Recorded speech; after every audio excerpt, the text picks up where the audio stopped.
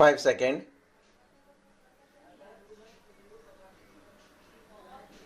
Start. This appeal arises out of the judgment and order dated 19/12/2024 passed by the High Court of Andhra Pradesh at Amravati, appellant in the company incorporated under the Companies Act 1956. It is engaged in the business of providing logistic support since the year 1985, further diversifying its business activities into deployment of heavy lifting equipment required for infrastructure and construction projects. Appellant is the owner of various motor vehicles which are used as heavy lifting equipment. Appellant was awarded a contract dated 17/11/2020 for handling the storage of iron and steel materials at Central Dispatch Yard within Visakhapatnam Steel Plant, Andhra Pradesh, a corporated entity of Rashtriya Ispat Nigam Limited (RINL).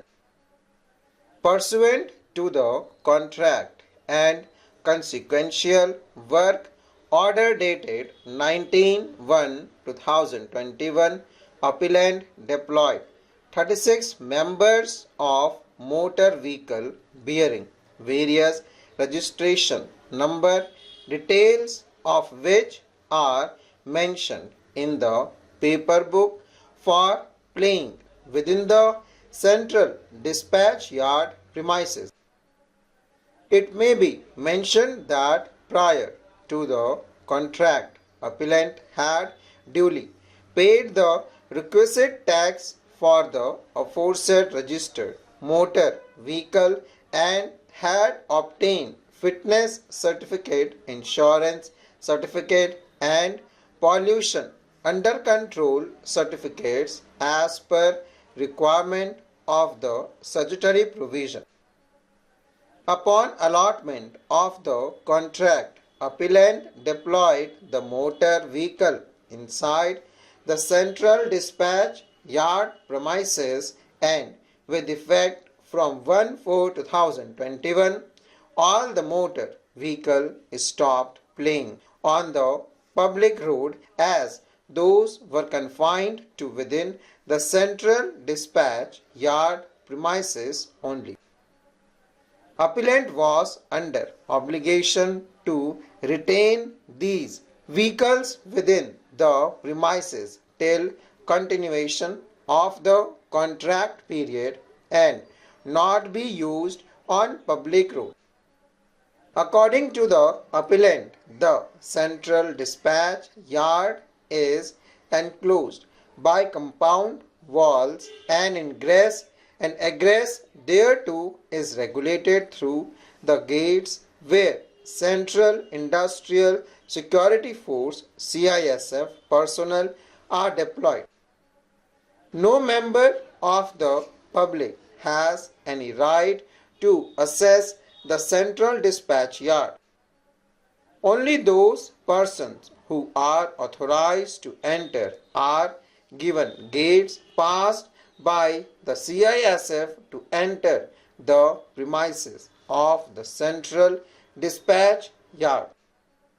Appellant wrote to respondent number 1, that is State of Andhra Pradesh, represented by its Principal Secretary, Transport Department, wide letter dated 7/12/2020 and 5/10/2021, intimating the state authority that the motor vehicle of the appellant used in the Central Dispatch Yard premises belonging to Visakhapatnam Steel Plant of RINL were not being used on public road and therefore requested for exemption from payment of motor vehicle tax for the period of vehicle were confined and used within the central dispatch yard premises. The aforesaid prayer was made in terms of Section 3 of the Andhra Pradesh Motor Vehicle Taxation Act 1963, briefly the AP Act 1963 hereinafter. Respondent number 3, that is Regional Transport Officer Gajuaka, did not pass any order on the request made by the appellant. On the contrary, the fourth respondent, that is Motor Vehicle Inspector Gajuaka, inspected the motor vehicles stationed in the central dispatch yard premises and thereafter raised a demand of rupees 7,37,960 against such motor vehicle on 6/11/2021. In addition, a further demand of rupees 15,33,740 were raised against the other vehicle stationed in the said premises towards motor vehicle tax. Appellant paid the said amount of rupees 7,37,960 and rupees 15,33,740, totaling rupees 22,71,700 towards motor vehicle tax under protest. It is stated that appellant was compelled to pay the amount demanded under protest as it was threatened with seizure of all the motor vehicle operating within the premises of the Central Dispatch Yard of RINL. While making the payment, appellant stated that it reserved its liberty to seek exemption from payment of such tax under the AP Act 1963. On 25/2/2022, appellant wrote the third respondent for refund of the amount paid under protest. However, there was no response. At that stage, appellant filed a writ petition before the High Court.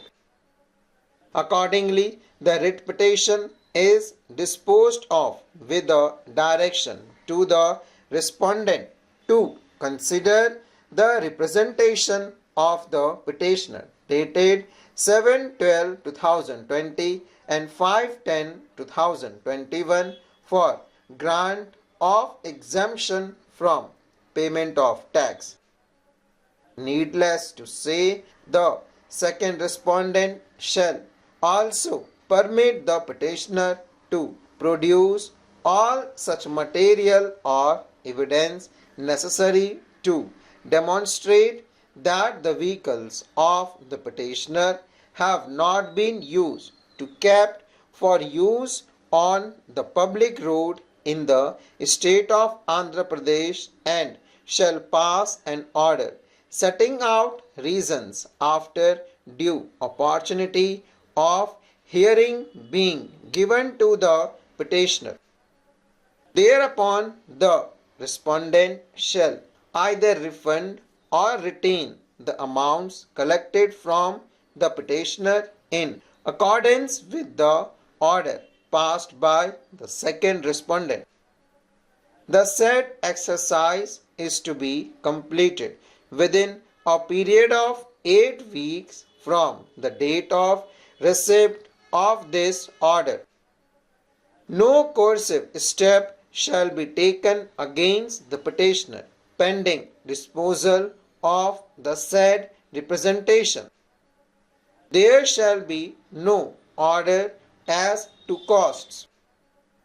In term of the aforesaid order dated 26/4/2022, appellant submitted a representation dated 25/5/2022 to respondent number 3 seeking grant of exemption from payment of motor vehicle tax and for refund along with interest at the rate of 6% full stop.